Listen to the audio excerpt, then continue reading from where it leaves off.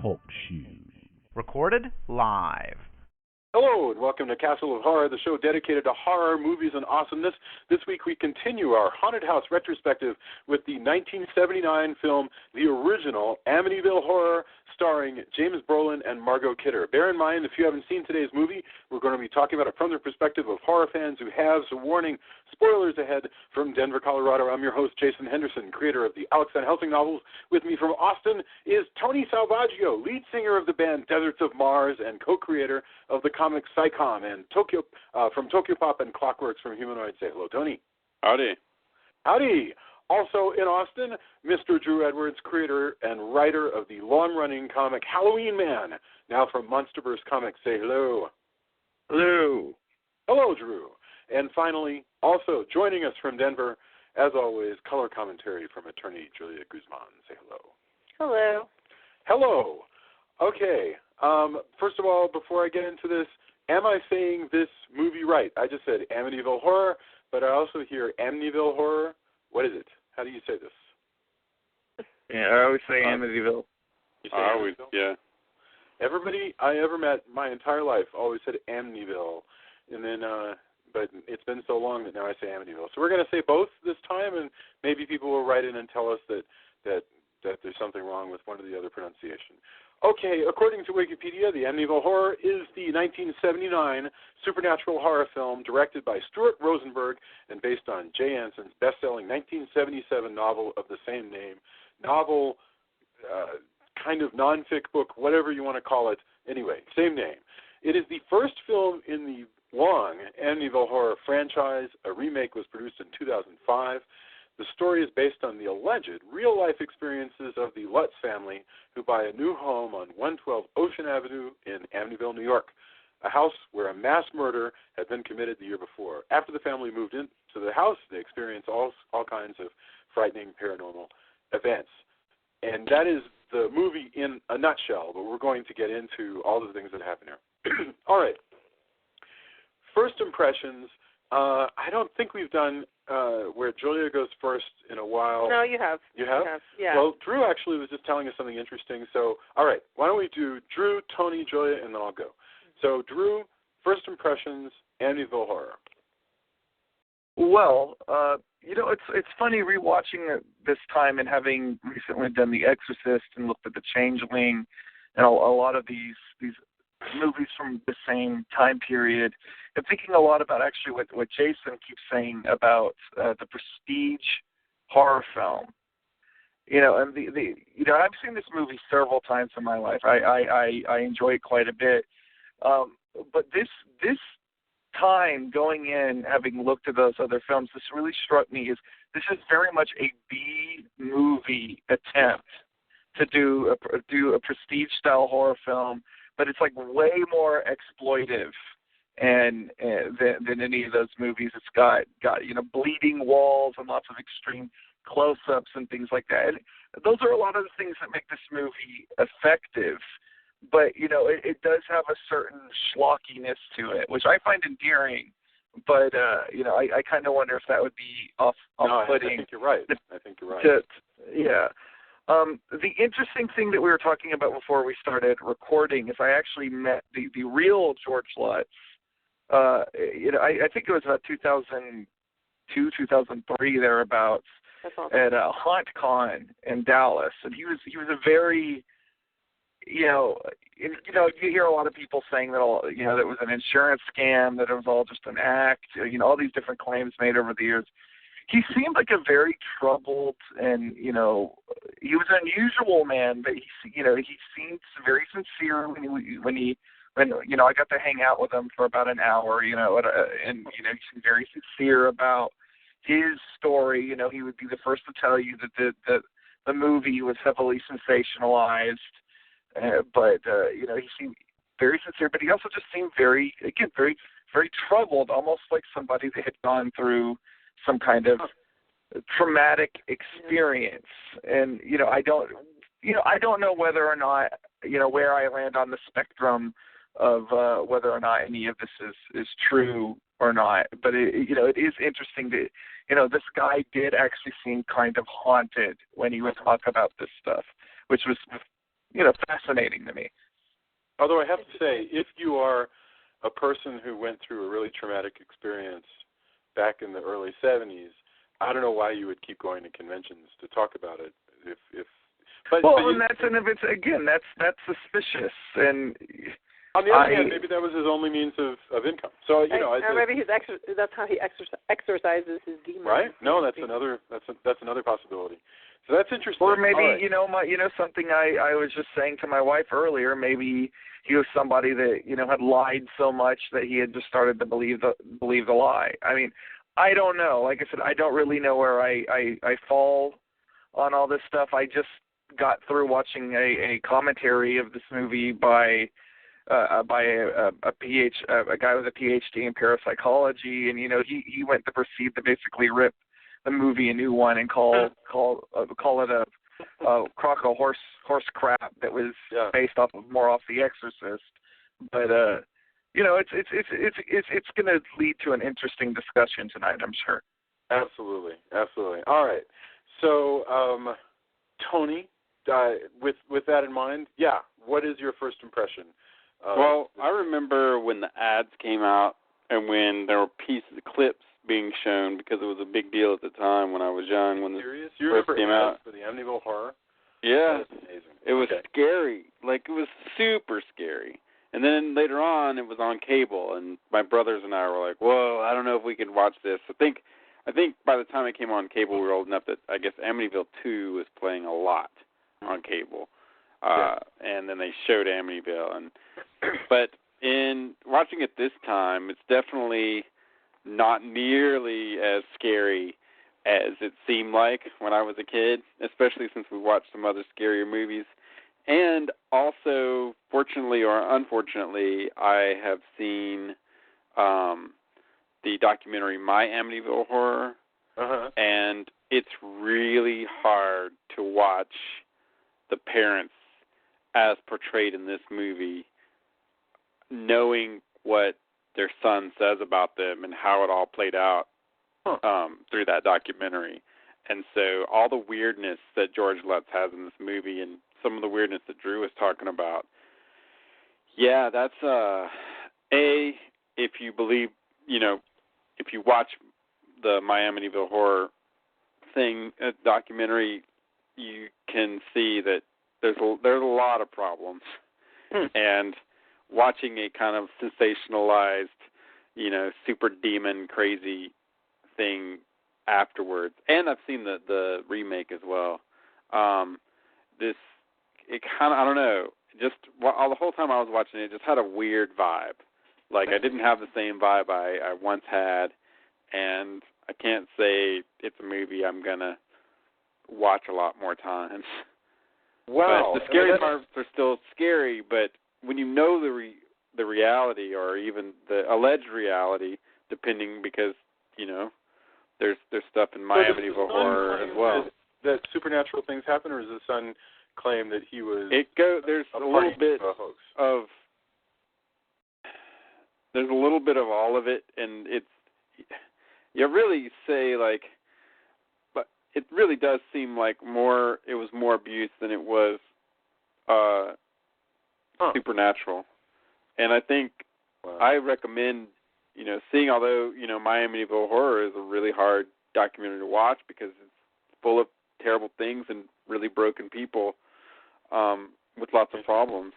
And, like I said, after seeing that, it was a little harder to watch this movie and separate the two because, like we did with The Conjuring, which the Warrens were tied into this too, Yeah. Isn't that interesting? That parapsychologist that did the commentary had some very harsh things to say about the war. Well, I mean, there's a reason. That's what we talked about when we talked about The Conjuring. Is there's a lot of problems with them and their methodology and how it all played out, and and a lot of it's tied back to how the Amityville case was held.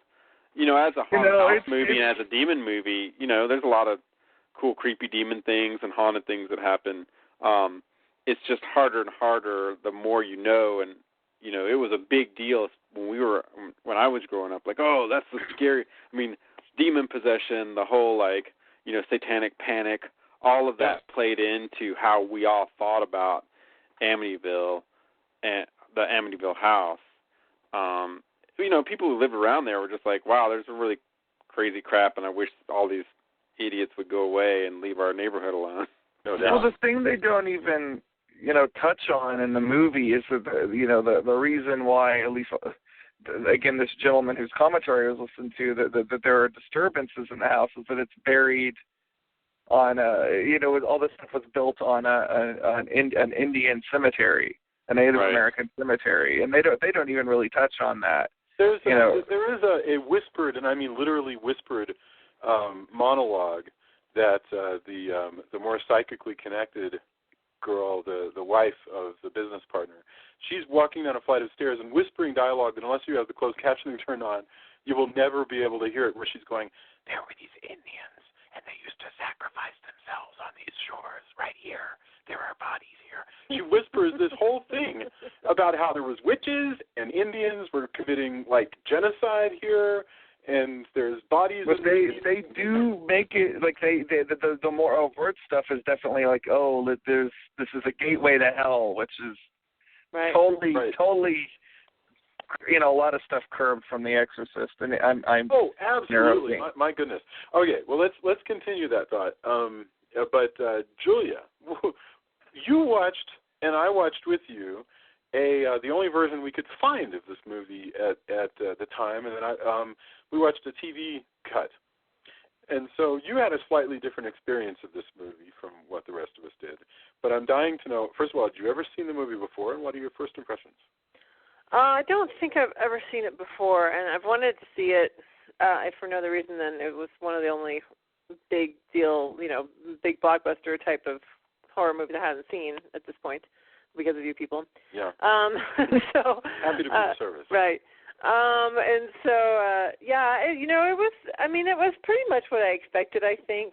It's not the scariest movie I've ever seen, but it does have some good scares and some good creepiness to it. And, James Brolin is interesting. I'm not a big fan of Margot Kidder's. I never really have been, and so, but she was okay. I think it's interesting that James Brolin said that they didn't have money to pay him really a lot when he made the movie, so they gave him a percentage, and so he ended up making $17 million on the movie, which in this day and age is like $55 million worth of what the back end, Absolutely. So that's pretty sweet. But anyway, so I thought it was entertaining, and kind of creepy. Yeah, it's pretty good.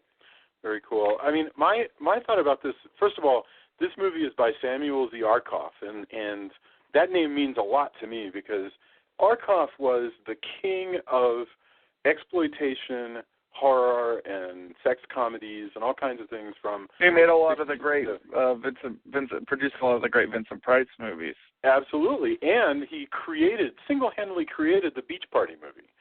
All those Frankie and Annette movies that I'm a huge, huge fan of, he was the brain behind all of those. And if you watch them, sometimes, truly, that's not saying much. I mean, but look, it was a new genre, and he just created it straight up. And he had a formula that he liked to talk about. So the guy behind this was Action Arkoff, Arkoff, action, revolution, killing, oratory, fantasy, and fornication. Those are the things that you needed to make an Arkoff picture, revolution being, things getting mixed up. And this is indeed, you're exactly right. At the time of all of those slick prestige movies, this is basically a good-looking exploitation movie, and I actually really love it. I'm wondering if it's because I just lack taste or because I have a weird fondness for movies from 1979, but for me, this is an enjoyable film. Now, would I feel differently if I were really invested, I think, or more invested, or had not avoided investment in the story of the actual people or the issue with the Warrens or whether or not it was true? It's possible that might leach some of my enjoyment. But I just sort of skate on top of all that. It hasn't penetrated into my brain. I don't care about the Warrens. I don't care about the real Mr. Lutz. I mean, I'm happy to talk about it here, but it hasn't affected me at all. In my mind, this is as fictional as the hearse. You know. Well, this, you know, like it doesn't.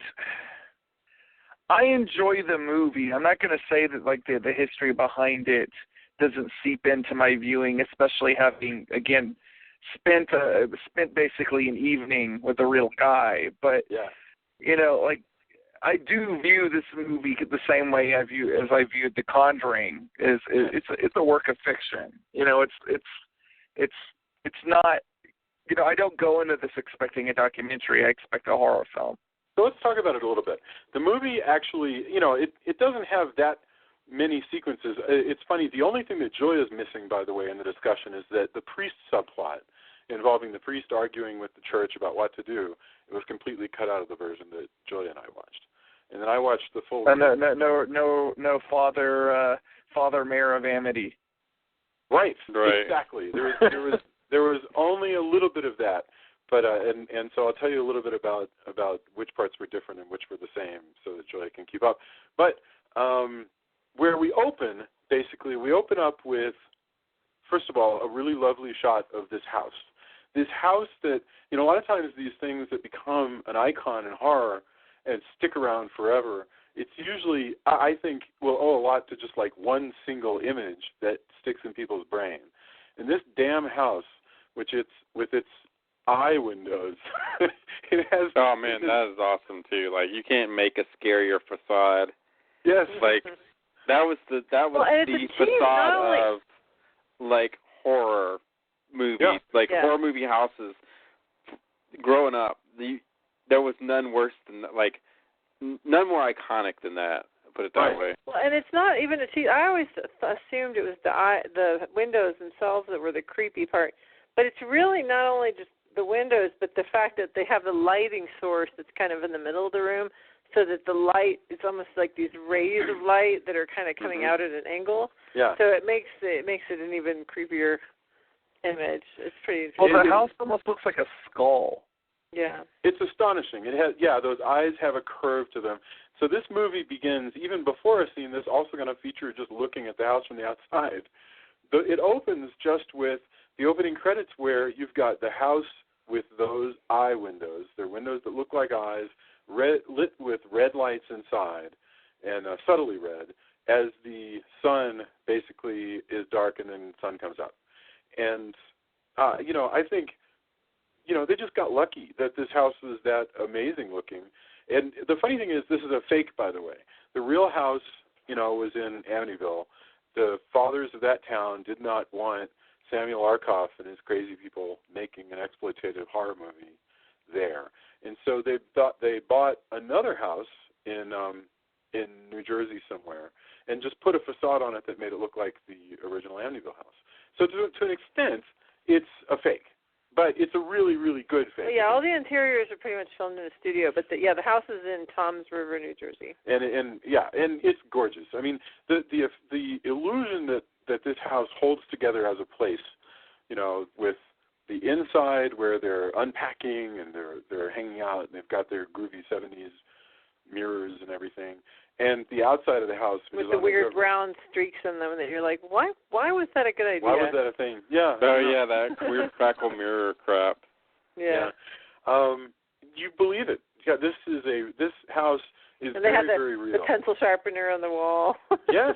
Oh no, everything was well thought out. That's what amazes me is that people don't remember. I think this got a lot of terrible reviews, but I think people don't remember that this movie, for all of its schlocky-ness, also has a lot of sort of like cleverness and subtlety to it. Okay, so we open with the murders. These murders that happen with this, I think it's the DeFeo family, nice family where the mom and the dad and 4 kids are all murdered in their beds by somebody. We come to find out it's the older son walking room to room. I thought it was the dad. No. It's the son. It's the kid. The quote-unquote the kid or the teen or the 20-something. Anyway, but it's not the dad. It says a mother and a father and 4 children are murdered. And it was the older son who did it. But that's where we open. We open with these sort of murders. And they're not like slasher film murders. They are murders. And so it's really sort of, it's off-putting. There's this guy walking around with a shotgun shooting people. And then that happens, and then it's time for the nice family to move in. Have you guys actually, let's see, Tony, you're probably the most recent one to have bought a house. Did you find yourself identifying at all with the stresses of this family as they figure out, like, can we afford this house? Is this what we want? Well, I mean, yeah, it just depends, too, because, like, it seems, like The Conjuring, again, they've kind of they're trying to go within their means and that kind of thing. And right. So when the opportunity is, hey, this may not be what we bargained for, they're kind of stuck, and they're also kind of like, well, but I mean, even when it's hard to feel too bad for them, because even when he finds out, he's like, whatever, demons, like a murder, houses down. He's like, I don't believe in ghosts. Right. I got this house for cheap. There's a practicality to his demeanor in that way that, I mean, you buy from there. If I want to say it's an $80,000 house that he says, but this couple is very charming. All right, they're this beautiful, just married couple. It's Margot Kidder looking strangely a lot more beautiful than she did as Lois Lane just the year before. Yeah, and James Brolin with his blow-dried, really thick hair. Yeah. I always say that this movie is James Brolin doing a great impression of Chris Christopherson, because that's what he looks like in this movie to me. It's funny. I think you're totally right. I mean, I think but he puts together even better than Chris Christopherson. Who did I say? Well, especially towards the end, where his hair is getting shaggier. Yes. Well, no. By the end, he's called upon to make a fairly subtle but pretty complete physical transformation, because at the beginning he's Mr. Business. He's got a well-kempt beard and mustache. He's basically 70s chic. He owns a business. He doesn't quite have the money for this house, but it's not going to kill him. And like Tony said, they're going to get a break. We can imagine maybe they wanted to buy a $65,000 house. This house is $80,000, but it's worth $120,000, and he's like, we really should buy this house. And and they're in love. They're in. I like them. I like how they like slide down the bricks and stop and just talk together about the finances. And there's lots of hints in these early scenes about how well these two negotiate their relationship. How they kind of, they talk about things. They talk about strategies for. They're newly married, but she has 3 kids. Yes. Right. Of her own. Which is again. Like, I wish I hadn't seen the documentary in a way that, I mean, once you find out about the real people, it's a lot harder to separate that from this movie. I mean, when you realize that the people were at stake, the things that were at stake, the things that were done in the family, even allegedly, but there's enough documentation that once you see the doc, and you read about articles, you can read in articles as well. Once it was just really hard to let that go. There's a relatively recent documentary that's just about the DeFeo murders. It's also extremely interesting. Wow. Yeah, I haven't heard that. I haven't seen that. I definitely. I mean, it doesn't strike me as strange at all that Samuel Arkoff would decide that he has no problem whatsoever with making a completely exploitative, fictionalized. Well, also, now it's based on, more on the book, which was its own, there's controversy just within that. Because the book is like I said, for a long time, this is legitimately our generation's scariest haunted house by far. Like, it became part of pop culture where, you got Eddie Murphy making jokes about it. You've got, Amityville type stuff happening in different, flies were in other movies, etc. Like this is a pop culture phenomena. There's even that moment in Sinister, which is just last year, right? Where they've just moved into that Sinister Man borrows so much from Amityville Horror, it is crazy. Right. Well, it borrows that. It's like an homage to Amityville when it has that scene with the kid in the box. Yes. There's a scene in this movie where it looks like a dead body because there's hands sticking out of a box, and it turns out it's just a kid. The little girl is falling asleep in the box, playing hide and seek or whatever. Which is precisely what happened in Sinister. The kid had crawled into the box and was having a sort of this weird sleepwalking thing. But it's the same bit. I mean, it's really the same scare. So basically, the funny thing is, the moment they move into this house, this family begins to fall apart. Mainly, basically, the house begins to work on the dad. Right, exactly. Yeah, and the dad starts to get sullen. Oh, Shining. Well, the dad physically resembles the kid that murdered his family. Mm-hmm. Which, yeah, by but we the don't way, know that at first. That guy that hits, when they go into the, they eventually end up tearing down a wall in the south, and they find this red room. And when they find the red room, there's this sort of image of, I guess, that guy. Anyway, that person who is that image, yes, is actually his brother, James Brolin's brother. Really? Mm-hmm. That explains a lot. That's kind of cool. But that's a really cheesy effect. That was one of those Yes, it was very. Would I have thought? Did I think that was scary when I first saw it? I can't remember. I doubt it. It's a good old-fashioned bouncing Betty effect. It's a complete. It's crazy that it's just this weird projection right there. But in fact, let's talk a little bit about, instead of going straight down the whole plot of the movie, let's spend some time on James Brolin's performance in this, because I think it's really interesting. James Brolin. Remember, this is the guy who was actually tapped, and they were seriously considering making him James Bond, which would have been the first American actor to play James Bond. That was, who he was, and that might have been like a year or two after this. But the point is, this is he's a good actor. He's got a lot of subtlety, but here he's, so he starts out, he's trying real hard, and then the moment they move in, he starts to get pissy. And physically, his hair starts to get all kind of ragged, and his beard starts to get a little unshaved properly. He starts to look, to be honest with you, forget the guy that he resembles. He looks like Manson. I mean, don't you think that to some extent, Arkoff is sort of trying to trigger in Americans the memory of Charles Manson? I don't know. I mean, that's deliberate. I don't know, because that was a pretty common look back then. I don't feel like it was. To us now, that's kind of what we think of. But no, well, when he begins, he's a fairly common look. When he ends, he's like a freak. In other words, he goes from being a sort of suburban hippie with the longish hair and the beard to being a freak, where he's got his hair is like all over the place, and he's like smacking people around and he's riding that. There's a point where he goes out on he's got this Yamaha motorcycle, and he goes riding to go to the library, and he really literally looks like a Hell's Angel because he's all pasty white and his beard is crazy. And I mean, they are tapping into, I think, at that point he's become the other, and they're tapping into our suburban anxieties of people that we're afraid of. He's beginning to resemble, the Hells Angels that were beating up on people at Rolling Stones concerts and stuff like that.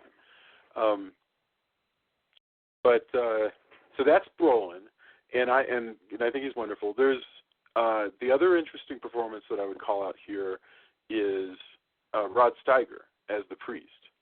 And Julia, you're missing a lot of the arc. You were going to say something else. Yeah. No. Well, I was going to say that we asked the. Okay, well, so the priest is asked by Margot Kidder to come out and bless the house. Yes. And so he comes out, but they're outside and messing around. So he doesn't talk to them. He just goes into the house, starts dealing with it. Goes into this room where the kids were where the kids were murdered, or maybe the parents. Anyway, somebody was murdered in that room. And all of a sudden, all these flies start swarming, and they just come out of nowhere. And they put honey on Rod Steiger's face so that the flies would come on him. But to come to him. But so there's all these flies, and also another little neat tidbit was that the cameraman was afraid of the flies, so he was completely traumatized by doing that. Why did it have to be flies? I know, he was afraid of all insects. He hated insects. Anyway, so he was completely freaked out, and he couldn't eat. The whole time he was filming, he could never eat, so he lost 30 pounds. But anyway, so I digress. So so he's in there dealing with all this stuff, and the whole time that scene, I can't decide if I like it or not because it made me upset at the time that he didn't drop dead from a heart attack. I mean, it really felt like it was gonna, because it's so like there's so much. It's a really good scene as far as building suspense because he's just in there and like all of a sudden he's sweating and he's gagging and he's just acting like this is something terribly wrong and all these flies are everywhere. And he's like, and then he leaves, goes and gets in his car, and it looks like he's going to, well, okay, you think maybe he's going to get thrown out the window of the house, maybe he's going to have a heart attack right there, maybe he's going to have a heart attack in the car, something. Well, something is going to happen, and never happens. Yeah, but the reason nothing happens is that that's the beginning of his arc, and we're going to keep following him through the rest of the picture. I know, but I'm just saying it felt like there was something going to happen and it didn't. So it's kind of a red herring. You felt underwhelmed by the end of that scene. It's funny, that fly scene, this is where you begin to think this is a fairly low-budget movie, and the tricks they're going to pull are going to be very lightweight tricks, like flies and you know, and hunting. Well, and then did they resolve his story differently in the real unedited version? Because in the TV version, he's pretty ineffectual, honestly. Yeah, but he doesn't really accomplish anything in the only thing he accomplishes is blinding himself. Really. Yeah. But the right, and so with Julia's, what we saw was he leaves after that. He tries to catatonic at the hospital. Right, and then he winds up catatonic. You basically have like 3 scenes with him. Whereas in the original, there's one big thing that is really almost identical to a Richard Burton scene in Exorcist 2, I'm sorry to say, which is, although better here, where Rod Steiger, you know, as the priest, he goes to his superiors at the diocese, and he says, you know, this family... With the mayor of Amity from Jaws essentially playing the same character as a priest. That is precisely right. Yes, and he's like, look, I called him on the phone, and the phone burned my hand. I was in the house, and it yelled at me to get out. You know, there was all this stuff. And so I think we need to do something, give them some spiritual support. I think he's asking kind of for an exorcist. And basically the church completely doesn't believe it. They don't believe in a spiritual Satan anymore. Bottom line, they no longer believe in a spiritual Satan. They don't think it's a real thing. And they even say, listen, you, Rod Steiger, are a guy who thought Vatican II didn't go far enough, meaning the big events and changing of the Catholic dogma that, you know, in a sense, in many people's understanding of it, liberalized it greatly and allowed for, you know, regular vulgar language instead of Latin in the masses and so forth. They're like, look, you would have taken the church even farther. How is it that you can believe that there's such a thing as Satan that's like affecting houses and stuff?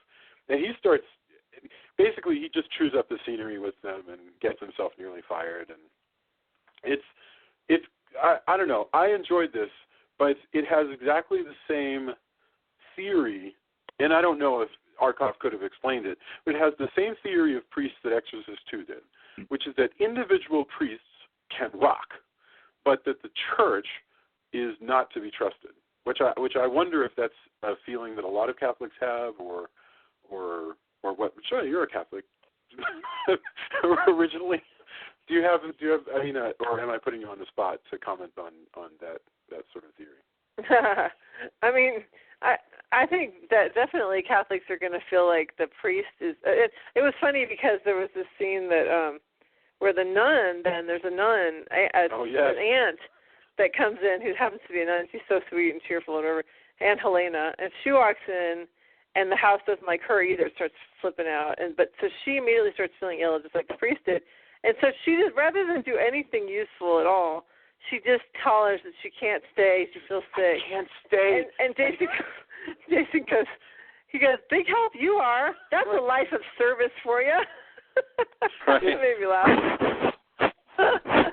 But anyway, I think that for sure Catholics believe that, you know, the priest and the bishop and the diocese they're going to be people that you can trust, you know, regardless of whatever anybody else might say. You know, those are the people you can trust to help you out in time of of need. So it is disappointing when, you know, they don't. Well, no, my point is, though, that Rod Steiger is their voice. He's trying really hard to get resources for them because he believes that they're dealing with something psychological.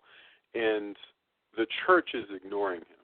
In other words, there's this theory in this but that's bureaucracy. That's not religion. That's bureaucracy. It's like, you know, what hoops do you have to go through to be able to, you know, accomplish something. Yeah, I think that's right.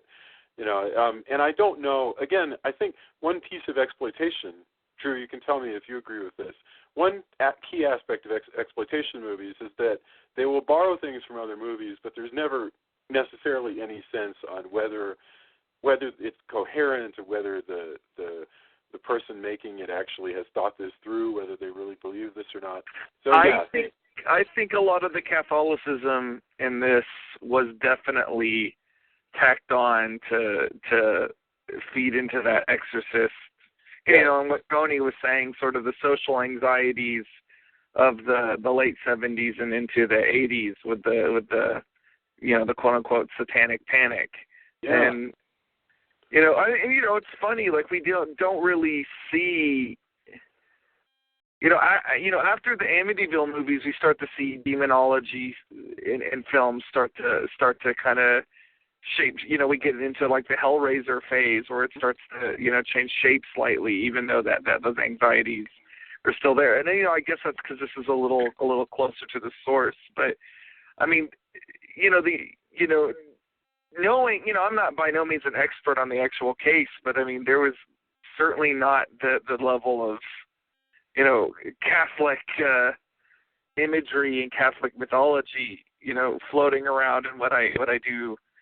You know, they definitely turned this into a religious tale, but no, I don't think they thought too heavily about the religion of the movie other than, oh, priests. People see priests and they think exorcist. You know, I say that, and I'll give one exception, which is that I also totally believed or found it interesting that Margot Kidder is so religious in this, that she is presented as, you know, a real deal New York Catholic. So she's got, you know, she's not a crazy person like, you know, like the fundamentalist mom and Carrie or anything. She's just super religious. It's part of her everyday life. She has little Virgin Marys everywhere and stuff. That's, you know, to be honest, I know people like that, and I found that charming to see that. It feels strange because you don't actually see a lot of just like people who just happen to be religious. Americans, anyway. American characters just happen to be religious in the movies anymore. You know. Well, but at the same time, like they create that aunt that's a nun, and that's not something that existed in real life. Like they wanted more Catholic. Oh no! I totally agree with you that they're like, hey, let's kind of sex up the religion stuff, make it look more like Exorcist. I agree totally. You know, it does. I mean, that doesn't bother me because I'm not yet invested in the Let's story. I'm spared what Tony has to go through. Well, I don't, and I'm not bothered by the B moviness of this. Like I like B movies, so like you know, like you, I find the B movie aspect of this to be slightly endearing, and you know, it's something I enjoy. But you know, it does. When you stack it up against some of the other movies that we've been watching, and over on Halloween, I also rewatched The Haunting, you know, which is a much classier, super classy. Oh yeah, you know, movie than this. You know, it does kind of put it in perspective that even though this is in the upper levels of the haunted house genre, in a lot of people's opinion, it certainly is not as cerebral as even, I mean, come on, I would even say this is even as cerebral as Legend of Hell House, which is still a B movie. But I agree. And to be honest, Legend of Hell House feels pretty slick to me. But a lot of it, you know, a lot of those things that I was trying to define like a prestige horror, and you know, I think you could be argued whether this is right, okay? But the whole business of big house, giant house, not like this one, but giant, expensive cars, lots of people in suits, richness, you know, and then some spookiness and that sort of thing, like The Exorcist and so forth, and The Omen. You know, you can be a lesser budgeted movie. The Omen is not that expensive a film, if I recall, but you know, this is not like that. This has a sort of lived-in middle-class grunginess to it that just makes it different. It doesn't have that super prestige feel necessarily. I think it's. Well, they did try to bring in some name actors, though. Oh, for sure. You know, yeah. You know, I mean, again, you talked about Margot Kidder was Lois Lane, and you know, I mean, Superman was a big deal. You know, yeah. And they also, I mean, it may look B-movie-ish now, but at the time, I mean, it was definitely billed, you know, in every bit the way that you know, Exorcist was billed, or The Omen.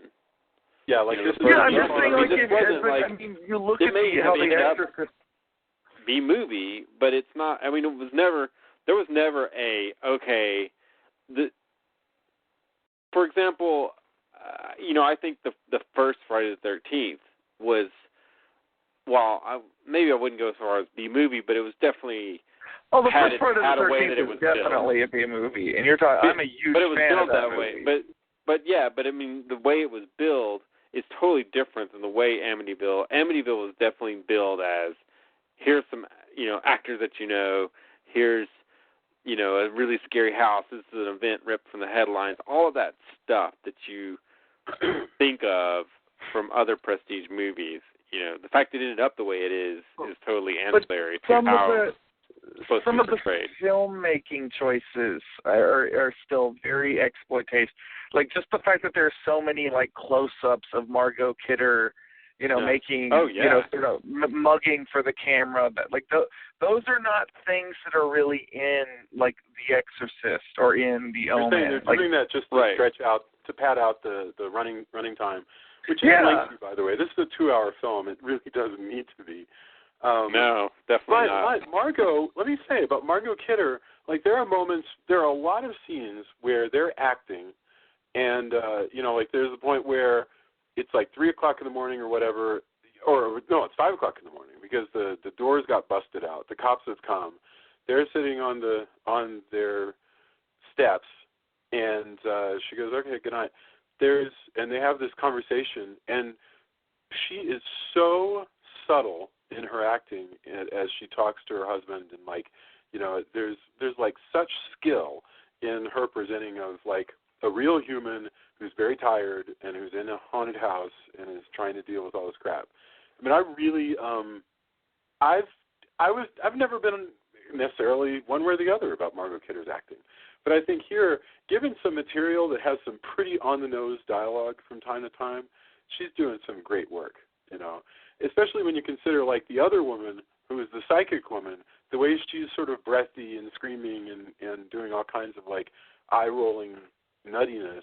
Admittedly, that's the part that she's been given to play, but you can tell that character's all over any place, because initially she won't even set foot in the house, and then the next scene we get her, well, I got to go into the house and go into the basement. Yeah, there's 2 scenes between her. One, I'm not going near that place. The other, let me sneak in and start banging on the basement wall with a pickaxe. Yeah, it's so yes. So we talked about Brolin. We talked about Rod Steiger. We talked about Margot Kidder. The one thing that I wanted to kind of talk about is that is this the first movie where a haunted house becomes really a symbol for just money anxieties? Because I'm trying to remember. I can't think of any. You know, if you can think of one, let me know. But in this one, to a great extent, even though there's bodies buried under there and there's demons that come and go through the basement and blah blah blah. But ultimately, I feel many times like this movie is one giant symbol for, you know, family man, you know, or parents stretched thin by their finances, under a lot of stress, and getting antsy and easily angry. You know, and all, like, you know, they lose $1,500. A big horror segment of this film is that he loses $1,500 in cash that he doesn't have, really. And this is great. To me, I can totally connect with all of this stuff. It reminds me that as a writer, I should look for things that people will connect with. It seems to me like that's kind of like asshole-ish of the house to just steal his money like that. Well, that's why, like, when people talk about the devil, like as far as like, the devil's cool and everything, I'm like, man, well, if I'm to believe that this is the same devil, there's like, mostly jerky things like this. Like, demons do real jerk-ass.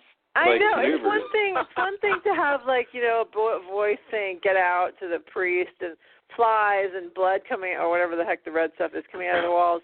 But stealing the money, seems like... That's where the house is, in Tony's words, the devil's a jerk. Yeah, I mean, the house is just jacking with him at this point.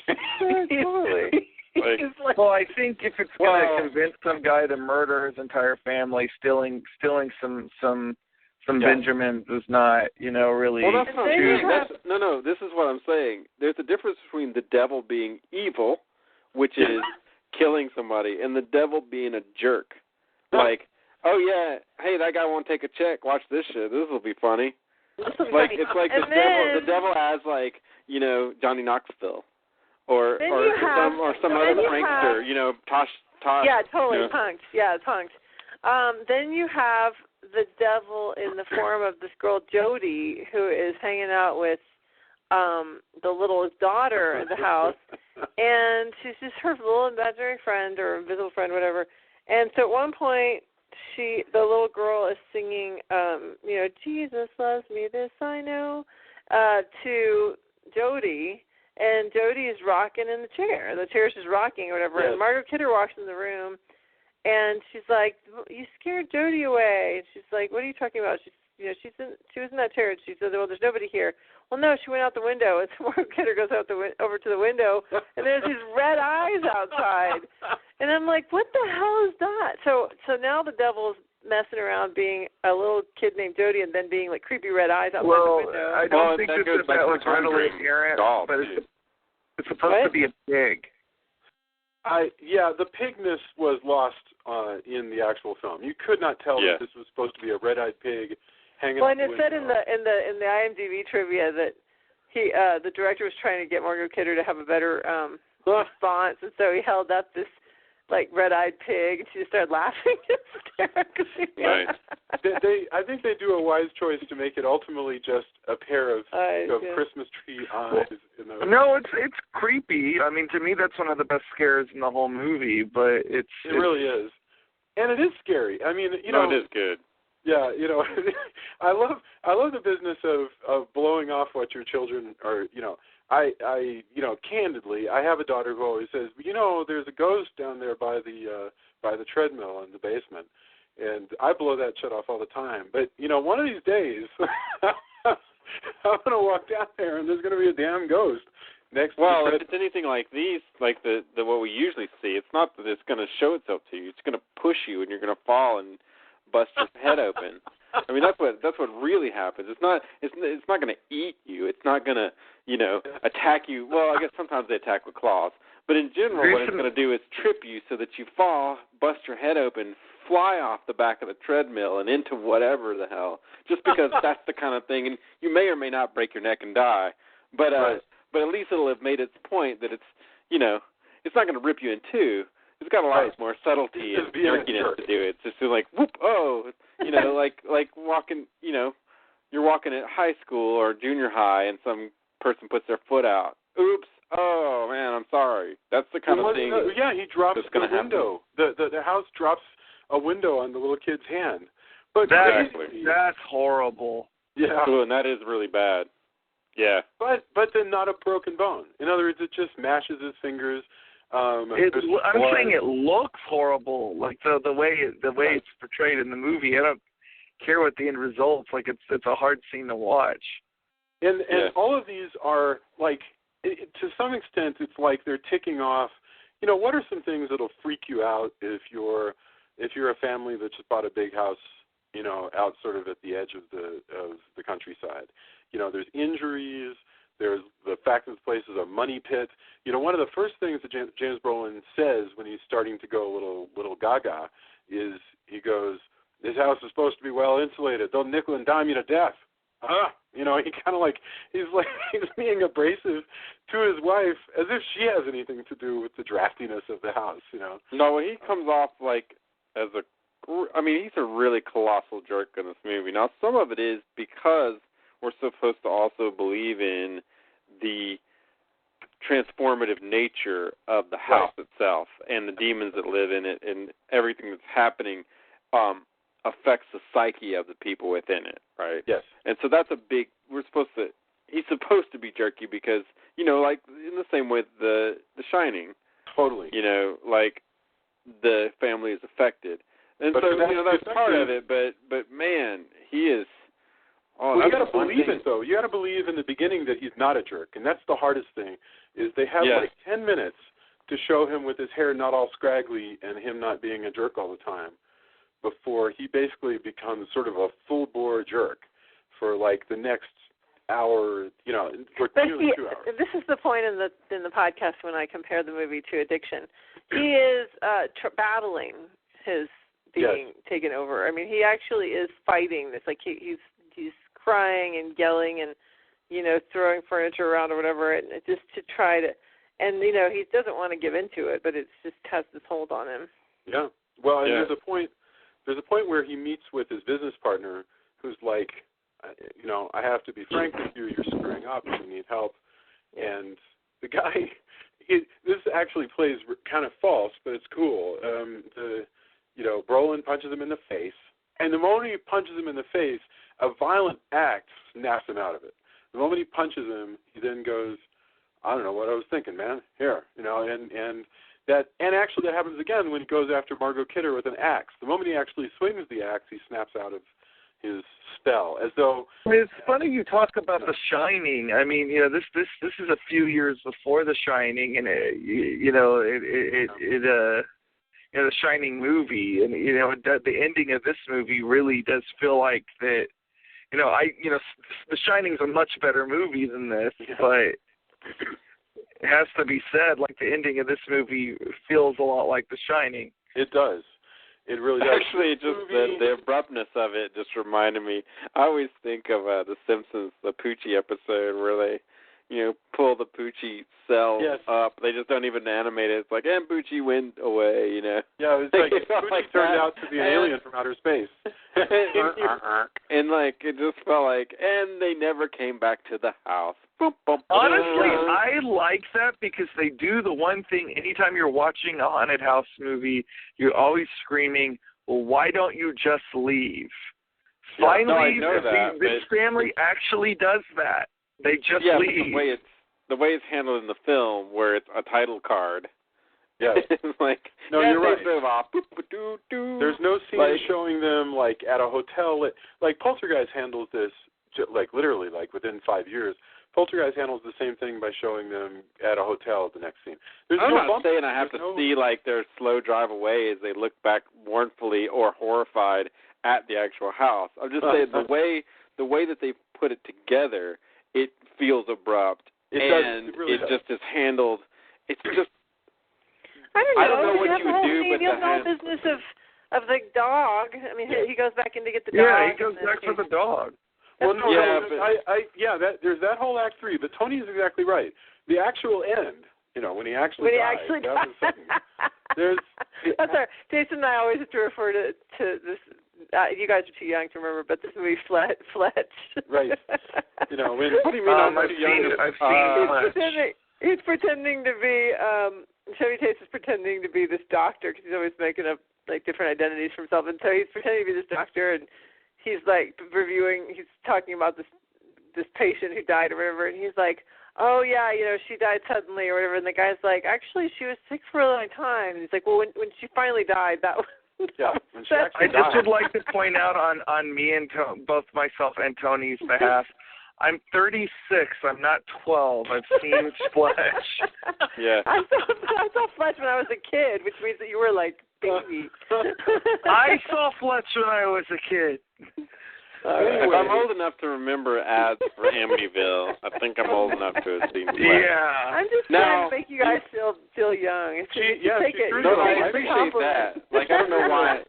Yeah, I don't know why I'm fighting it, because, yes, I would feel better being younger. So, kudos to, I see what you're doing, and I Did I say appreciate 36? it now. I'm 22. Yeah, exactly. Take the compliment. Anyway. I know. But Tony's exactly right. Look, I mean, pacing is everything, and so they have this amazing, third act, which just sort of culminates in a lot of the same effects we've seen over the past 2 hours. But basically, George has finally snapped out of it, and his main point is to get his family out of the house and then rescue the dog, which he has to go through another gauntlet to do that, involving literally he falls into the well to hell, which is full of oil, essentially, or something. Yeah. But I take that as ectoplasm. But maybe that's I think it's supposed to be. I think, maybe the demon's just a jerk, and it is like creosote or something, or just something gross. He's like, this doesn't even have anything to do with hell. I'm just going to make it the nastiest thing I can concoct. Well, I think that's possible. But I mean, the thing is, okay, so Tony's totally right though. By the time he runs back to the car with the dog, he's carrying the dog. So now we're Americans, so we follow these cues. He's carrying the family dog. He's good now. We have nothing else to worry about. He gets in the car and they drive away, and then there's a really quick title thrown up right on the screen. This is a 2-hour movie, but now we're in a hurry. It says, exactly. That's what they moved to another state. They didn't get any of their stuff. Yeah, George and Kathy Lutz never reclaimed their house or their belongings. Right. So, and that's the end. And Tony's right. There needs to be a stinger. Anything. Like just continuing to watch them drive or whatever. So, and that's the end. So, is there anything we missed? Is there anything that people hearing us talk about the Amityville Horror need us to call attention to? I mean, despite its flaws and the problems that I had watching it this time, I do think that, like, Brolin's portrayal of a guy who's kind of a jerk and his descent into being affected by the house, as well as, the interpersonal family things, even though the darker stuff that was really going on is probably even more horrific than what's portrayed in the movie. I think that's, like, there's some great performances despite, Drew's kind of succinct B-moviness of it. I think it was really reaching beyond its means in some ways. I don't know. Yeah. Me saying that it's B-movie-ish is not me saying that I think it's bad. I'm just saying I don't say that either. I'm just saying that when you think of The Exorcist, for example, or The First Omen and several others that we've kind of called out as being more prestige, as we defined it, it's not that by any stretch. But there's a lot of bits that make it like really good and horrific, and even some of the stuff that doesn't work as well, where you're like, ooh, that effect has not aged, like the face, the face has. For example, the health thing works. I mean, it's a good shorthand. It's the oily thing. Nobody wants to be in that. Like the way that all plays out, that was a really great scene. To get out, I mean, that, like I said, that entered in, pop culture in general. I mean, there's sitcoms with that. This is the source of that stuff? I mean, this is the source of, like, all this crap that we know about haunted house movies. Yeah. Like, and you're right about Eddie Murphy. Yeah. Well, I mean, just in general, like, you've seen it, there'll be, blood on the walls, and there'll be, and those, I mean, other movies have had that, but as far as entering pop culture in general, Amityville and the tale of Amityville, and the fact there was a book which sort of legitimized some of it and say, oh, well, it's real because there's this book attached to it and there's these people, and you could point to that, and it was in the news and all of that. That changes the landscape of if it's just a haunted house movie. No, I agree. And, the fact, that's a real place. Like, you can go to Amityville. You can go visit that house, Wow. Apparently the real house, the current owners, because they got tired of people trying to make their way into the property, they changed the famous windows to make it less recognizable. Yeah, sure, that's true. I mean, that's a good thing to do when you've got, evil windows. Evil windows. Also, even better is that it'd be funny if they, changed them out with somebody down the street so that, here, you take these. Oh, yeah, it's funny. One of the things that the parapsychologist talked about is there was actually a different house that was built on the same land. He kept saying the problem isn't the house, it's the land. Uh-huh. And so there was a different house built there, and the person had some bizarre things happen. So they had the house taken apart and moved to a different part of Amityville, and never had a single problem ever again. And then this house was built subsequently in 1928, and then during a flood, this Indian, the skeleton of an Indian that had actually been buried on their horse, came up out of the ground, and some kids removed the skull and started playing football with it. And that, I don't know how we haven't done Poltergeist yet. The Poltergeist, we're going to have that scene coming up. Actually, in the next few months, we're going to do the Poltergeist. They have that scene where all the bodies come up and when they don't spoil Poltergeist, because we're going to do a whole that's silly. Of course, everybody's seen Poltergeist, but yeah, we're going to do all three. We are down for 3 Poltergeist. Okay. Awesome. But yeah, well, I'm sure that played into it. But again, what kind of kids playing football with a skull? I don't know, man. I guess there was a depression on, all right? It's hard to imagine. Pretty bad. Actually, yeah, you're right. You go back to the 20s and the 30s, and I can actually see it more because I don't know. In my mind, and whatever. If I was that kid, I totally would have been playing football with a skull. I have no problem admitting that. No way. That's possible. I'm not writing it off. I think it's. You guys are evil. No, I'm not saying. I am not. I will accept ghoulish, morbid, and warped, but I will not accept evil. No, I'm not down. Did you throw? If I turned and you were like, "Hey, heads up," and you threw a skull at me, I would catch the skull, I think, and maybe throw it back. And maybe a couple. We can toss it back and forth. But that's all the skull tossing I'm going to. I like this death by degrees of skull. Well, there's some crazy litmus test to that. If you found a skull, would you play football with skull? Would you leave the skull? Would you toss it a few times and put it back? These are your Blade Runner questions for the future. Why am I not turning the turtle over? What's going on with that? Yeah. Okay. So I really want to mention microfiche. Watching these movies again has made me realize that these horror movies are what made me really become a writer in a lot of ways, but one of them was a kind of writer that does a lot of research, because I developed such a kind of hero worship for these characters going to libraries and looking at old articles on microfiche. That seemed really super awesome to me, and and it was in all these pictures, where Kolchak, he goes to the morgue, to the newspaper morgue, and Margot Kidder here, she goes and gets microfiche, and last movie we saw in The Changeling, he goes and gets microfiche. It's that. We'll see what this says, Jason. Is you need somebody needs to write something where people find a box of records that are on microfiche and then have to go, what the hell do I do with this? Which leads them to have to use a microfiche, which would be kind of cool and neat. Because for the most part, that's your attitude toward research and mine are greatly different. Because I go I have the Joss Whedon attitude towards research.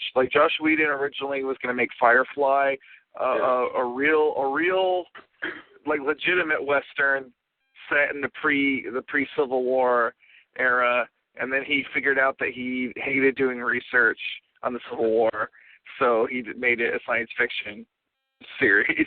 I totally relate to that. I believe him. I totally do. I think I'm firmly in the middle. I really like research up to a point, and then there's a point which I find it fascinating up until it gets to this, I don't know, and I'm not sure that the tipping point's weird for everything, but occasionally then I'm like, okay, I think I know enough, and we're just going to go with this because I'm kind of tired of this. I like reading nonfiction for leisure. Like, I love reading about, like, folklore and, mythology and things like that, but I prefer, like, to stumble on things that I later put into stories, like, on my own. Like, I don't like going out and seeking it out, particularly, and I really hate, like, I often write it, like, I write about what I know because, like, I don't want to, maybe it's a form of laziness, I'm not sure, but, like, I'm often find myself including characters that are, like butchers or whatever, like things that I have a background at professionally. That way I don't have to think about, like, researching some job that I've never done. Understood. I really like. Now you can use research also though as an escape from your responsibilities. Like, I'm too lazy or too intimidated right now to write a chapter, but I can say, you know what, this week I'm just doing research, I'm gathering information. You can use that as an avoidance. That is definitely true. Yeah, and that's a. I don't like avoiding writing. I like No, I'm with losing myself in it. But the other thing that I wanted to point out is I mentioned earlier that he looks like Manson, and as I bring up images from Helter Skelter, I think this is an issue that can't be ignored. That Brolin looking like the kid who murdered the whole family, this movie being made in 1979, Helter Skelter comes out in 1974, and the movie version comes out in 76, and when you see that black and white image of the kid being arrested in the car who killed his family, there is no way in 1979 I'm not looking at this and thinking about Charlie Manson. It's to me, Helter Skelter and society's falling apart and hippie kids are going to kill us all is like really front and center in this, and it's just. But that's pure exploitation. That's pure Arkoff going. Although not Josh Brolin. I'm thinking of his kid. James Brolin is quite a bit older, than your average, like, again, you say hippie. No, that's true. That's totally true. But like I say, once his hair starts going a little crazy, it forms a perfect helmet hair at the end. He does look a lot more like he looks like a hippie that you can't trust, as opposed to a fine, upstanding, but bearded suburban guy who owns some sort of landscaping business or whatever the heck it is that they have. It's not really clear what they're. I think it's. He was just listening to his Waylon Jennings albums backwards, and that's what happened. Exactly. Nice. That's right. His Glenn Campbell records made him worship Satan. Outlaw country is the reason. Never mind all the heavy metal. For once, I think we should blame outlaw country. I really love that idea. I think that's delightful.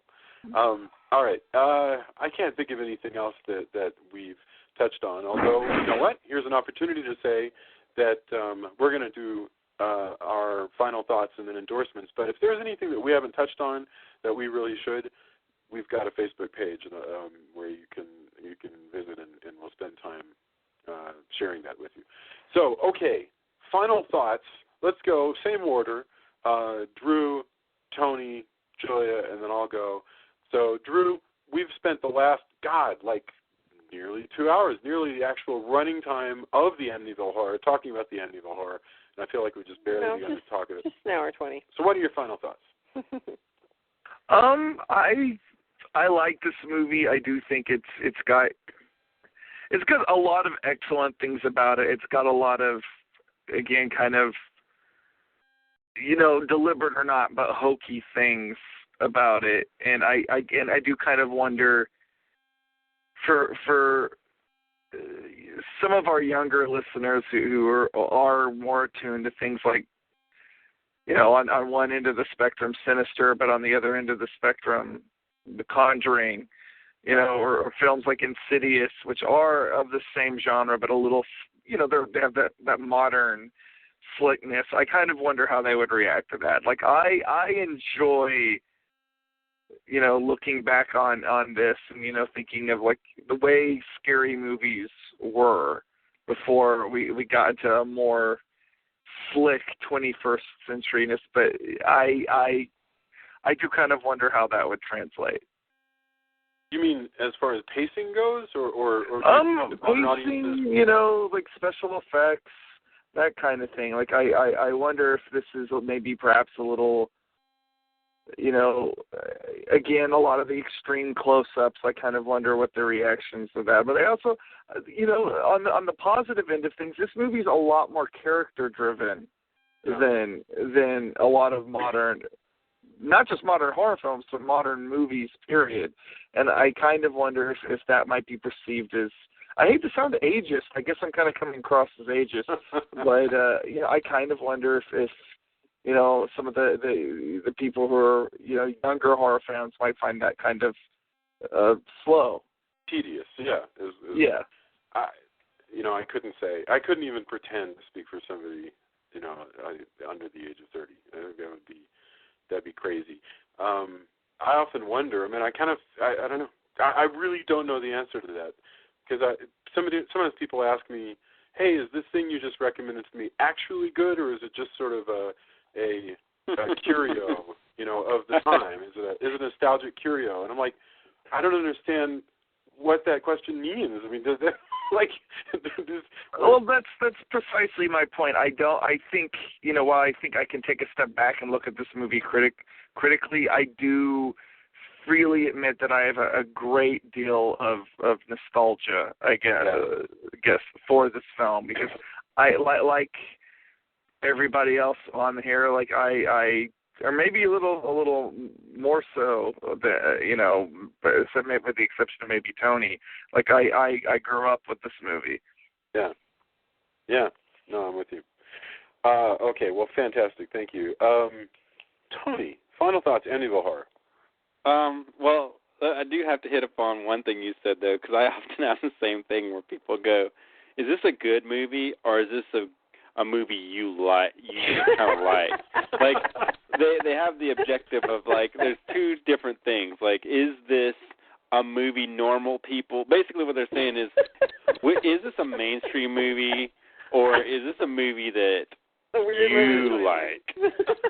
And it's this whole, like, I can tell exactly. I have a good friend, actually, who often rags me about that. When I tell him, like, well, it's a good movie, you know, I can't tell you if you're going to like it, and the fact that you're asking me is just kind of offensive, but, like, I'm definitely that way with Jason, like, where he'll be like, I really want you to see this, and I'll be like, okay, but is this one of those Jason type of things, or is this a thing that, like, regular people like? You know, this movie isn't as incomprehensible as Night of the Creeps, though. Like that's a movie that I love, but, you know, it's definitely not a movie for quote-unquote normal people. Normal people. Right. Well, yeah, my friend Matt often asks me questions like that, which I half know that I try not to get offended. Sometimes I'm a little offended because I'm like, no, well, I think you should see this, or else I wouldn't tell you that you need to see it. Right. Like, but if you're going to have that attitude with me, then, you know, yes, it's not a mainstream movie. Your mileage may vary, you know, that kind of thing. But I think generally when you're saying that, if I'm going to you, you know, Tony, and I say, Tony, I think you should watch this, I mean, you, Tony, I think you will like this movie. Otherwise, why would I mention it to you? No, and I did that same thing, too. Well, I gave Matt, like, a huge list of movies, and he came back with something like, well, you know, are these good? Am I going to like these? And I'm like, well, I wouldn't have told you if I didn't think objectively that there was merit to them. Like, I'm just going to tell you to like crap. Like, because that's what he's asking me, really, is like, well, you like crap, so tell me which ones aren't crap. When somebody has that attitude with you. And that's fine if you think that. Like, because, you know, movies are, like we said, we go back to you like what you like. Yeah, but when you're asking me if what I'm telling you is crap, to be fair, a lot of people have different tastes than other people. And so the question that they're asking in this case is this a movie that is more to your taste, or is this a movie that you think would be to my taste? That's what they're saying. Right. But when I give a recommendation, I'm recommending that I think due to conversations we've had, I can recommend you this, as opposed to like, no, man, I'm just going to throw out some crap. Well, no, because just like throw cards on the alternative table. the alternative is that you're trying to broaden their horizons. Because like that's what Jason does with me. Jason does with me that with me all the time. Where he'll say, I want you to see this. It's not the kind of thing that you usually see, but you might like this because it's different from what you usually see. No, and I approach that that way. I approach it that way definitely as well. Like, I'll preface it. Hey, this may not be your bag, but if you liked X, Y, and Z that we've talked about, you'll probably like this. But when it's definitely like, I don't know, is this one of your movies? Like, on the one hand, I understand. On the other hand, it's hard not to get like a little bit offended. I'm totally. Have you ever felt like bad for like not liking something, and then you want to insult it, and then you realize, what, there are people out there, probably even people that I like, for whom this is like really something that they really dig, and just. Like I. No. Here's a good example, and then I'll probably get back. And I'm sorry to waste your time, but I saw on my sidebar of Facebook that said something about the Real Housewives, and I looked at this blurb, and I go, oh, man, who is the audience for this blurb? And then maybe 5 minutes later, there's a blurb about like 900 royalty-free video games I played when I was a kid, like legit, these aren't freeware, these are like arcade games I played, 900 of these on this Internet Archive. And I'm like, you know what? I bet the same people who are like, holy crap, so-and-so threw some wine in this ad are like looking at that and going, why the hell would I care about 900 arcade games from the 80s? Like, and I was like, oh, yeah, I can't throw the first stone on this. But I have many times watched shows like Desperate House, like Real Housewives, or like, I don't know, the Pawn Shop show that takes place in Vegas. Actually, that one, but a lot of these, I don't understand how people can watch more than a few minutes at a time. Right. I don't find it interesting. My ex-wife loved, probably still loves, The Girls Next Door. I wanted to shoot myself every time I was watching it. And I hate to be I don't even own a TV, but I really don't know what that is. It's a reality TV show about, at the time, Hugh Hefner's free live-in, whatever, concubines, girlfriends, whatever the hell you want to call them. Oh, no, I do know what that. Okay, never mind. Yeah, I have caught. But anyway, back to Amityville. Sorry, I digressed. But I enjoyed that.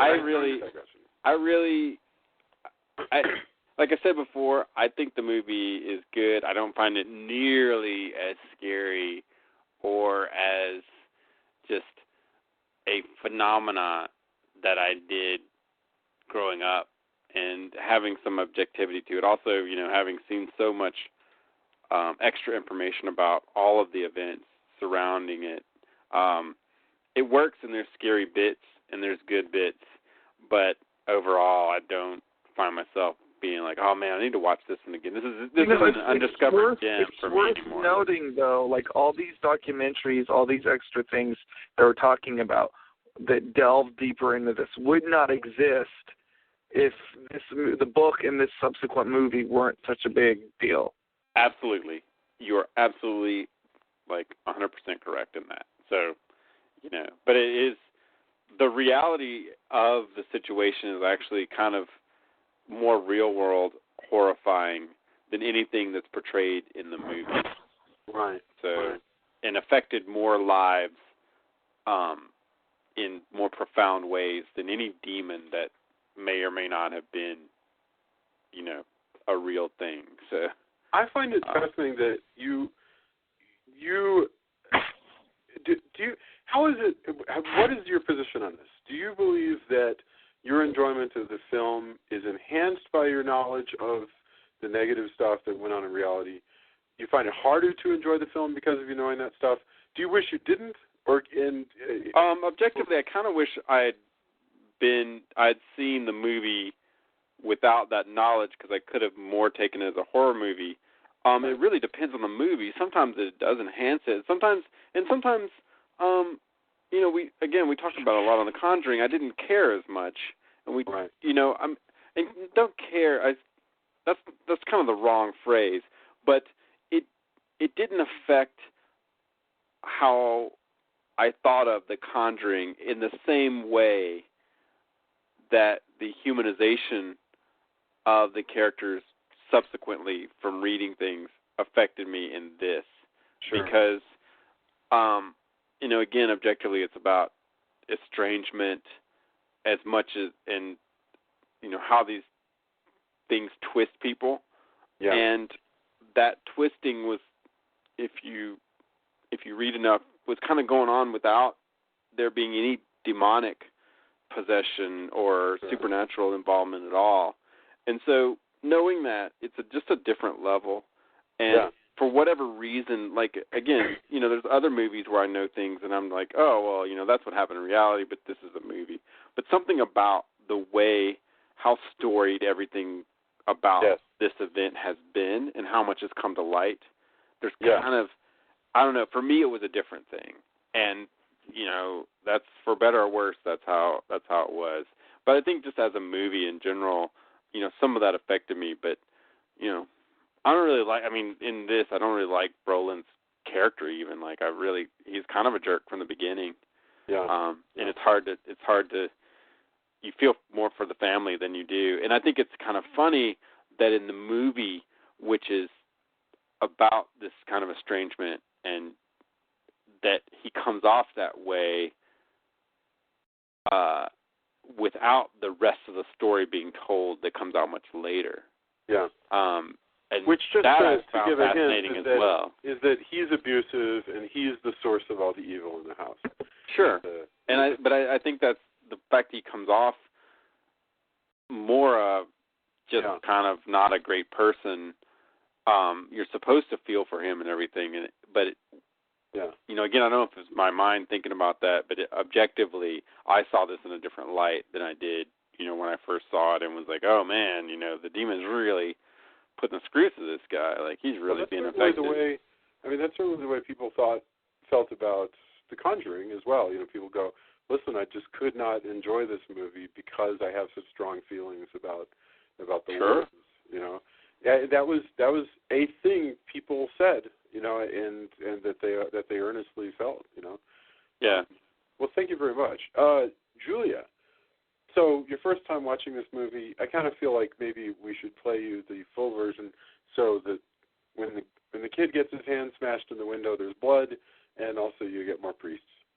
Well, I'm glad, like I said, I'm glad that I saw it because I had been, one of the more famous movies that I hadn't seen. It's, I'm not going to say that it was super great, but it's not disappointing. It was fun to watch and interesting. Some neat, like you were saying, so a lot of fun stuff as far as the capturing the time period and what was going on and all that. That's always fun to see those movies and go, oh yeah, I remember those things. Like I said, the mirrors with the little brown, the gold things, whatever gold things on them. In that regard, it's fun. I think James Brolin did great. He's kind of grouchy the whole movie, but I didn't dislike him the whole movie. I thought that, like I said, I thought he was tortured, which is tortured soul, I think, which is always an interesting character for me. I didn't really like the whole mouth to hell thing. That was weird. Suddenly the psychic chick is channeling the priest, and she's saying in his voice that the well is the mouth to hell, so you have to seal it. And then, do they seal it really? They don't. They just kind of leave the house. So I don't know. That was kind of unsatisfactory. Well, see, what you don't see afterwards is the Watchers Council brought in the Slayer and they covered up the hellmouth. Right. So this is all Sunnydale's, what you're saying. Okay. Yeah. Yep. That's wonderful. Yep. Thank you very much. And my final thought is that this movie still works for me. I guess I've probably deliberately avoided learning anything about the history because I don't want it sort of interfering with my enjoyment of this sort of big deal B-horror film of the period. But Tony's right. This thing was a phenomenon. Everybody was into Amityville Horror. It's amazing to me that when I do watch it now, It seems a little long, but it's not embarrassing. I mean, look, I've seen a lot of movies from this period that are just unwatchable. The jokes they throw in occasionally make you cringe. The blood looks fake. Whatever. This movie is well made, and that's funny when you consider the kind of schlock that Arkoff was known for putting out. So, I enjoyed this a lot. So, all right, that's our discussion of the Amityville Horror. Let's do endorsements. And same direction. Drew, what do you have for us this week? Well, first off, I want to plug Hello Scream, which is a absolutely free PDF horror, 68-page horror comic that I took part in. It's a bunch of underground comic book creators. I have a story that was over almost a decade ago, was drawn for a horror anthology that never came out, and it's called I Was the 20-something Toaster Head, and it's about a guy that wakes up with a toaster for a head. That's literally what it's about. And it was drawn by this very, very talented Italian comic book artist, and the whole story was lettered and ready to go and was never published. And so I've been trying to find a home for it off and on for years, and then the opportunity to put it in this came up. So I said, of course, and now it's finally seen light of day. So I posted the link on the Facebook group over the weekend, so please go check that out. It doesn't cost you a dime. Secondly, my editor on Halloween Man, Russell Hillman, dear friend of mine, has been venturing into he started his own publishing imprint a while back called Freaktown Comics. He published a very well received comic called Fast and Frightening, which was about the English roller derby scene. About a year or so ago, he published a book called Dark of the Forest, which was a Bigfoot comic. He has just started a Kickstarter for his latest project, which is called Slasher Mania, and it is a retro 1980s horror tale, although I think the way I've been describing it actually is a little better. That think Hunger Games meets Cabin in the Woods. Wow. And you'll get the general idea. Every time a teenager dies, a slasher gets an award. So he's trying to crowdsource this deal. He's put a lot of time and effort into doing it. I'm gonna post the links to the Kickstarter trailer and everything on our Facebook group. Please donate money, help him get this thing off the ground. This is an absolute labor of love. Russell loves the horror genre, and he spent years editing my stuff and editing other people's stuff. It's great to really see him finally kind of step out, and this has been his passion project. I remember when he started it at the script phase, and he just started talking about it, and then when he brought in the artist and started showing all the designs for all the different slasher characters, which are amazing, and what's even great about them is none of them are direct. Normally when people do these sort of postmodern horror riffs, they base characters. There would be the Chucky character and the Freddy character. None of these characters are like that. You have like my favorite character, and it is this character called the March Hare, and he wears a Lewis Carroll inspired rabbit outfit, and he describes. Russell describes the character as a slasher played by Donald Sutherland, and I that kind of thing is just great. So please, when I post the links, check it out. Donate money. Slasher Mania. It's going to be great. Help him achieve his goal. If you're a horror fan, and I take it anyone listening to this podcast probably is, it's well worth your time. Outstanding. Tony, anything to endorse? Since I missed last time, I don't know if I can make this brief enough because we're kind of over, but I did cover Housecore Horror Festival, and I should probably do just a separate little bit on that at some point, you know, as an extra. But, you know, we were there for press. Again, like I said, I'd covered Phil Mucci's screenings, you know, on the Facebook page, and that went smashingly. We, you know, also the heavy metal movies by Mike McPadden was just awesome. Great. I love those kind of books where, you know, you can find out all about the things you love in one huge phone book-sized endeavor. Definitely a labor of love there. I saw some great bands, Voivod, Rigor Mortis, and got their new Rigor Mortis CD. There was a documentary about them, and, you know, had all kinds of stuff. Jason, you'd probably recognize even more, having lived in Dallas in that area. It should be out. That documentary about Rigor Mortis should be out sometime in 2015. And that was a big deal. Definitely a labor of love there. There were lots of great screenings, just tons of great bands. I saw Guar for the first time, even though and they put on a great show. They passed the torch, you know, since Brocky died, and, you know, they did a great thing of how they explained why Odorous, their, you know, lead singer wasn't there, and it was really like it was the most Guar way to pass the torch they could possibly do, and it was fantastic because of that. You know, including, you know, spewing phalluses and breasts that shot blood. In the most respectful way that you can do that, they did it, and that was really amazing to see. Neurosis played a great set. It was a pretty amazing fest, and you know, I'd like to see how it pans out. I really appreciate them for you know, having us as press there to cover the event. Met a lot of great people, talked to the Austin Horror Society people. Just all of it was really, really great, and I should do even more of a write-up, and I plan to. This week's been kind of crazy, though.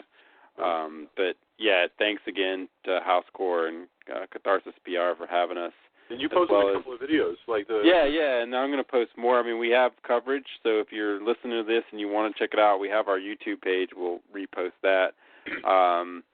You know, it was marred by the fact that one of the founding members, Corey Mitchell, who just seemed like a really great guy, I didn't get to meet him, and I felt double sad because he seemed like such a nice guy, passed away the day after the fest ended. It was a shock to everyone, and he did a lot for the community. He was a true crime writer. He was a family man. He was, you know, the kind of person, like, both that I would love to meet, that did a lot for the community, the kind of person we would want to have on our show. You know, he was just that great kind of guy who, you know, I didn't even get to thank him. I saw him and I was past, you know, and it's just been this really, it was a big blow for the community, and I should post, there's also a benefit going on for his family and everything. It was extremely sudden. And so to close that out, though, I've been thinking a lot about things, and I've had people affected by all kinds of stuff, cancer, et cetera. So I'm going to endorse, like, go see a movie with your friends. Go to a coffee shop with your friends. Don't hug somebody, whatever. Like, it's become painfully apparent over the past month or so that don't let it be you know what, we'll see each other next weekend. Like, if you have that time, I endorse just taking that time. I have had tragedy affect me in the same way that, again, with Corey, I saw him the night before and was like, oh, well, I'll catch him later on in the concert. Like, you know, I'll thank him later. I mean, this guy's going to be around. He's such a good guy. Like, you know, or next fest I'll surely, like, just hang out with, you know, I'll try to find him and see. But that doesn't always get to happen. And so I'm going to, you know, to close this out, endorse, like, if you have the time, take the time, because it is weird and strange, and once you get old enough, or even, untimely things happen all the time to people. Like, take that time and do something fun and cool with somebody that you care about, because now's the time. It's our time down here. Well, the great thing is that every day is a new opportunity, right? Sure. To get that right. Julia, do you have any endorsements? Well, I can't really top that. I just echo what Tony said. Okay, outstanding. I endorse Microfiche. And going back in time to the 70s. Going back in time to actually find some to use it. That is so strange. I'm trying to imagine if you were an earnest 12-year-old watching this movie and seeing them go through that Microfiche, you'd probably be scratching your head and trying to figure out, like, how the heck did that work? I don't even remember how it worked, and I used it myself. I used it all the time. I remember pretty well. I remember that there were two different models of machines. And but I was asking you, I was like, how did we find the actual, I knew how it worked when you were looking at it, but how did you find what to look at? Like, how postcards, so each postcard had, like many, many individual sheets. Yeah, so how did you find... Well, the postcards were numbered, and the sheets individually I didn't remember that part. Rows and columns. It's not... I remember the sensation of looking at the screen and pushing the little thing around. Yeah, and you'd have to turn the little wheel and go... Yeah. So that's interesting that nobody will ever experience that again. But I also... two more... what I really endorse, two things. One... we did, for the first time this week, an interview segment of the Castle of Horror podcast. And it's a separate interview segment that we recorded last night, so we put it up this week. And our first interview is with Chris Vanderkay, the author, with his wife Kathleen Vanderkay, of a book called The Anatomy of Horror, which is actually a series of interviews with really amazing people like, Tom Holland, the Fright Night, and the writer of Terminator 2, and just all these amazing people talking about horror and about the genre, and it's organized, instead of just being one interview after another, instead it's one topic after another and checking in with different writers. Neat stuff. Good conversation with Chris Vanderkay about, what he learned about horror after talking to many, many, many experts in this really pretty good book of interviews. So, check out that other podcast where we interviewed somebody, and I know that there will be more, because I think we're going to do one next week. In fact, we're probably going to do more and more as time goes on. So that's a new thing that we're trying. We're going to see how it goes. And also, I recommend, if you liked James Brolin in this movie, I recommend The Car, which came out exactly 2 years before this. Holy mackerel. The Car features James Brolin as a desert sheriff, a small desert town that is dealing with a demonic Lincoln Continental that has just taken to killing people. I can't remember why precisely. I just know that a demonic Lincoln is after everybody in the town, and it's fantastic. So this has been our podcast on the Amityville Horror. We're really happy that you were here. If you like what you're listening to, or you have more questions, come to the Facebook page, the Castle of Horror Podcast Facebook page. Easy to find. Leave us comments. We will totally engage and go back and forth with you. We love to hear from the audience. You can find us on Bleeding Cool. They run links to our show, and Bleeding Cool has really kind of become our home on the web now, so that's fantastic. Leave us reviews at iTunes. Really, really seriously, leave us reviews. We love to read reviews, and it helps people find the show. That's all we got. Thank you, everybody, and we will be back next week. Have a wonderful weekend. Good night, John Boy. Bye.